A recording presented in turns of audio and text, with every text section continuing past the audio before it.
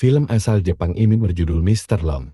Bergenre action, film ini sukses membuat para penggemarnya tegang dan juga sedih karena alur ceritanya.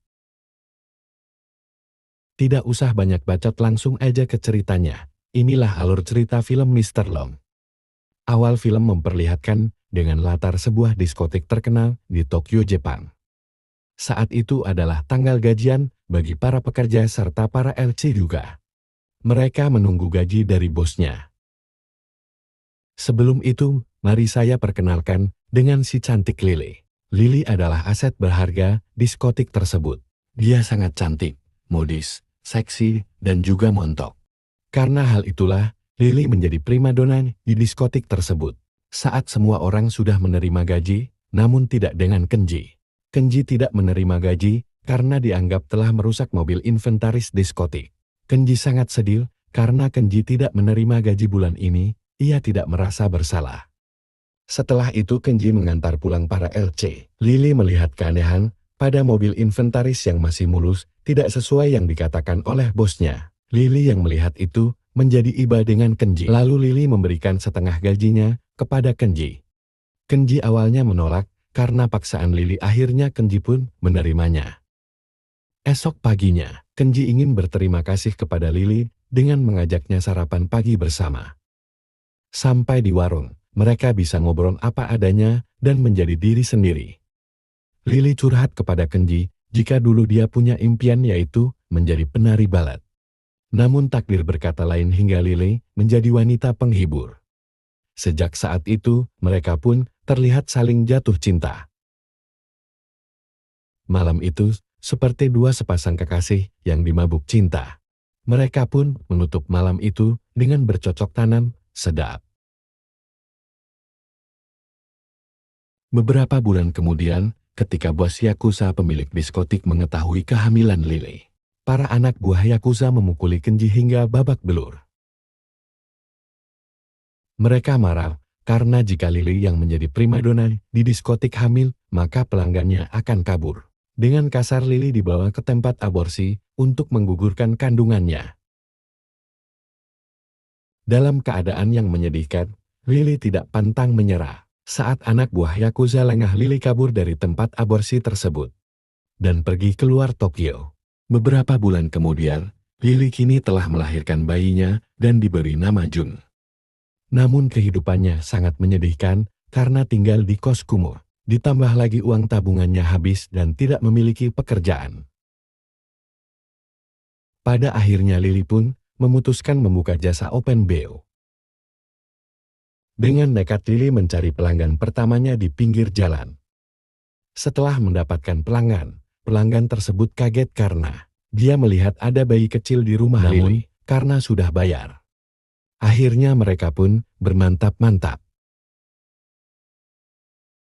Pindah ke para Yakuza yang sedang merayakan keberhasilannya karena telah berhasil merampok uang banyak. Namun tiba-tiba teman mereka jatuh tertembak, dan saat itulah muncullah tokoh utama kita, yaitu Mr. Long. Mr. Long menghabisi para Yakuza itu dengan brutal. Mr. Long merebut uang hasil curian tersebut. Setelah itu, dia bergegas menemui bosnya dan menyerahkan tas berisi uang hasil curian tersebut. Selanjutnya kini Mr. Long mendapatkan tugas baru, yaitu menghabisi bos gangster di kota Tokyo.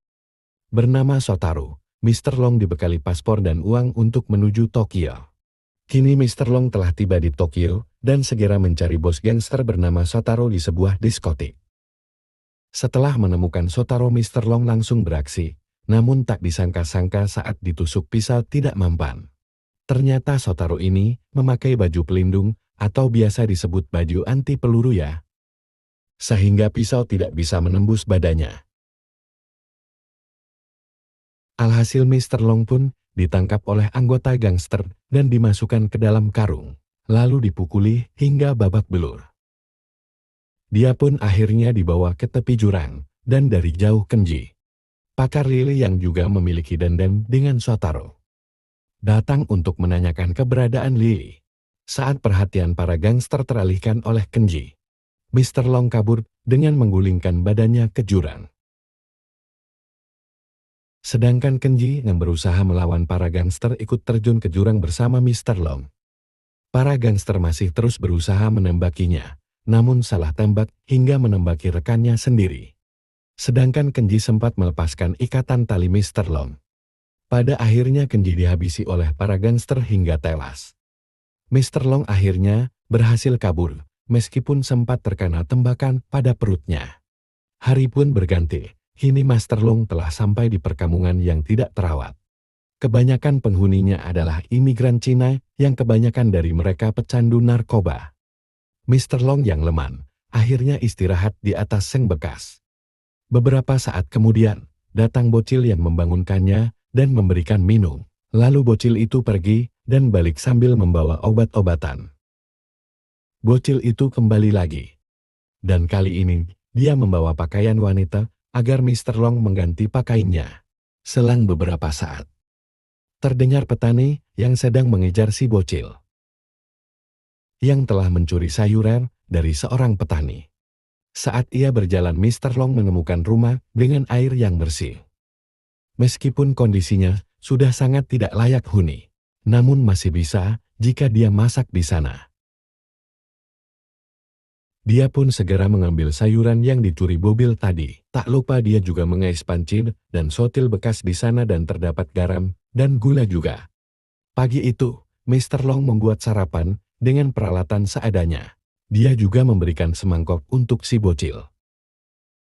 Saat Mr. Long sedang sarapan, Mr. Long kaget karena si bocil ini ternyata bisa bahasa Cina. Terdengar wanita memanggil si bocil dan ternyata wanita itu adalah Lily. Jadi bocil yang baik hati tadi adalah Jun yang sudah tumbuh dewasa. Ternyata Lily memanggilnya untuk membeli narkoba karena Lily sedang sakau.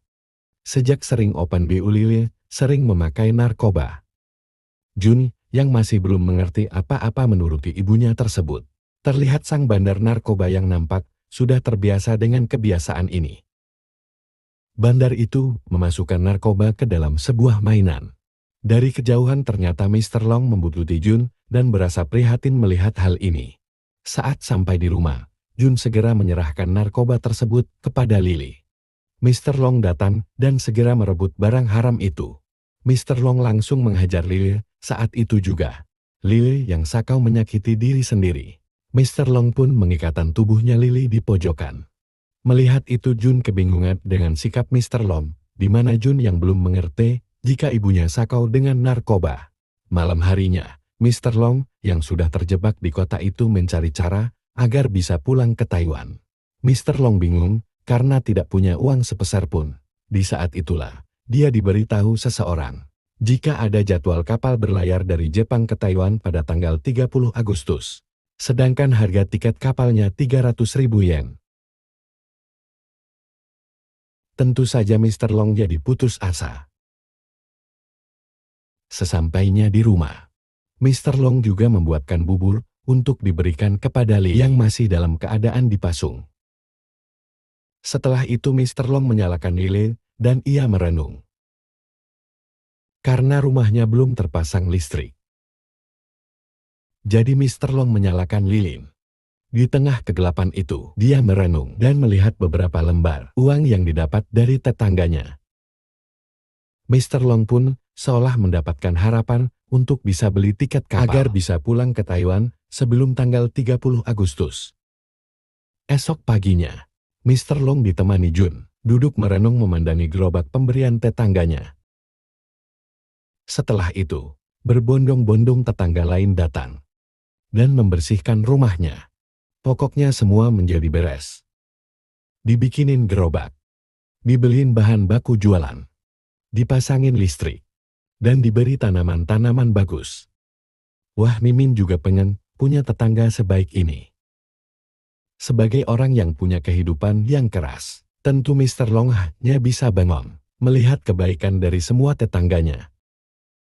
Malam harinya, terlihat Lily yang sudah mulai membaik, sedang menikmati bubur buatan Mr. Long, sedangkan Mr. Long sendiri sedang menghitung hari. Apakah cukup? Dia mengumpulkan uang 300.000 yen dalam 4 hari. Esoknya Mr. Long dengan semangat berjualan di Taiwan di depan kuil. Jualan itu ternyata langsung ludes. Bahkan salah satu tetangganya mengajak sesama fans untuk menyemangati Mr. Long saat berjualan.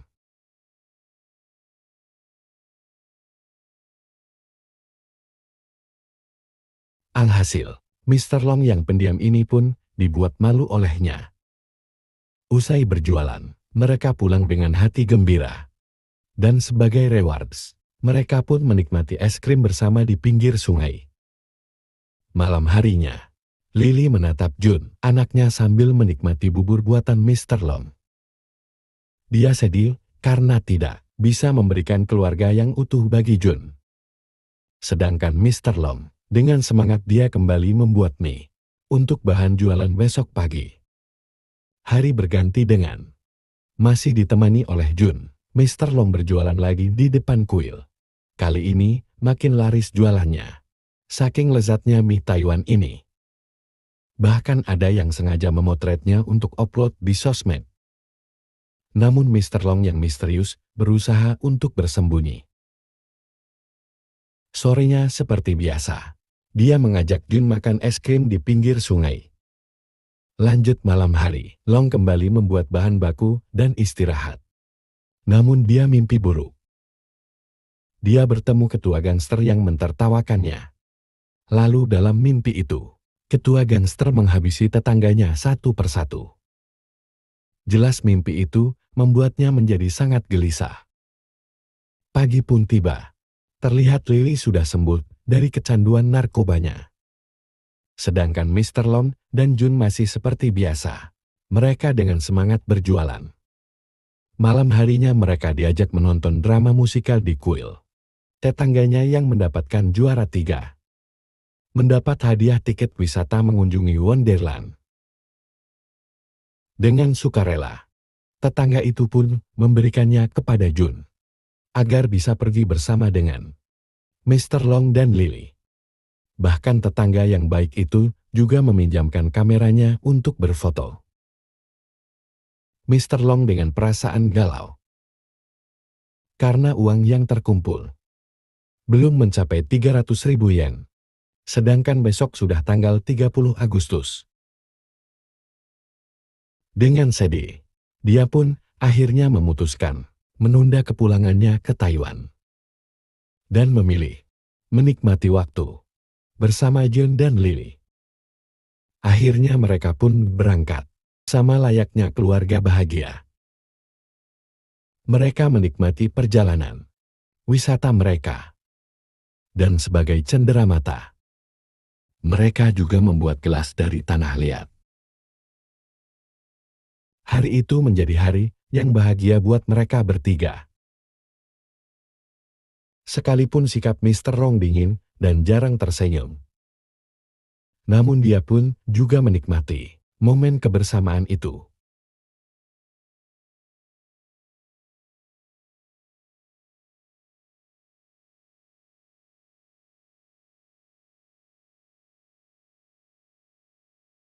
Saat mereka pulang dari traveling itu, tak lupa mereka membagikan tetangganya oleh-oleh.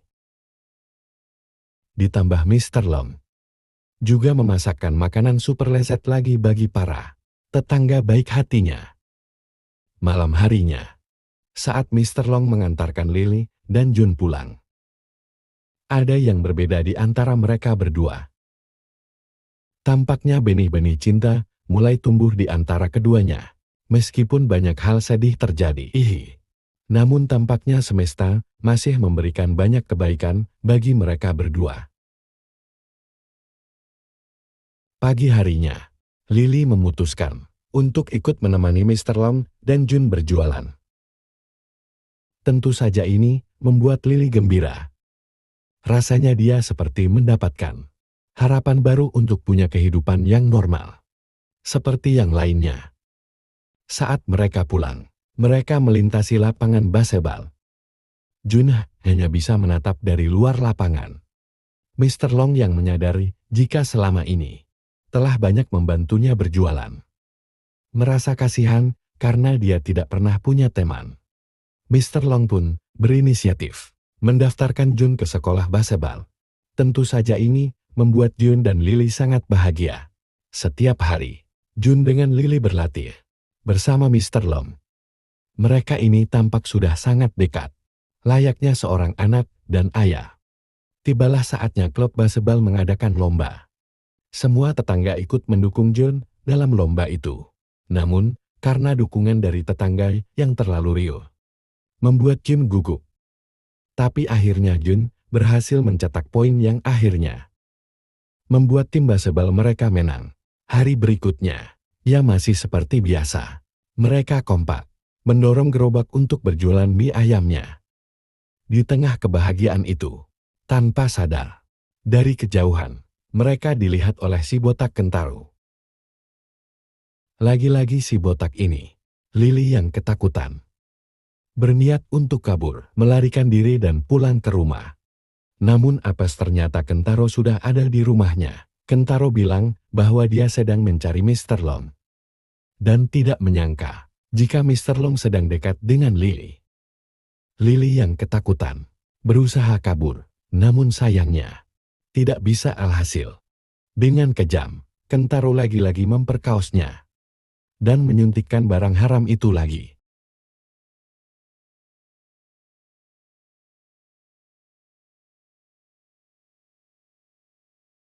Hidup Lilin yang tadinya mulai membaik kini, dihancurkan lagi berkeping-keping. Dia sangat frustasi. Mendatangi gerobak Mr. Long. Dia memesan mie dan dia akui memang rasanya enak.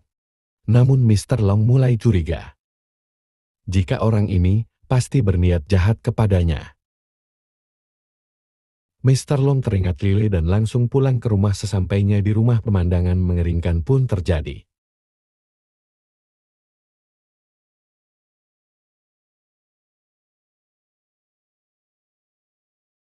Lilin ternyata telah gantung diri dan meninggal. Mr. Long yang tidak tega dengan Jun segera menutupi matanya dengan topi. Selang beberapa saat, jadi keributan di luar rumah. Ternyata gerobak mie ayamnya telah dihancurkan oleh para gangster. Melihat itu, dengan terpaksa akhirnya Mr. Long pun menghajar mereka satu persatu. Tetangganya yang mendengar keributan itu berusaha melerai, namun alhasil, mereka pun ikutan dipukul oleh gangster. Dan pertarungan pun tidak terhindarkan. Dengan berbekal pisau yang ia bawa dari Kenji, Mr. Long menghabisi mereka satu persatu.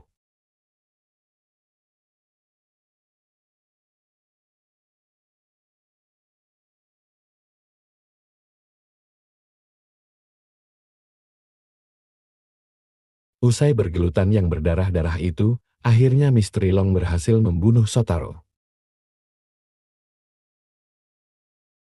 Namun sayangnya, para tetangga dibuat shock karena orang yang selama ini dia bantunya ternyata adalah pembunuh bayaran.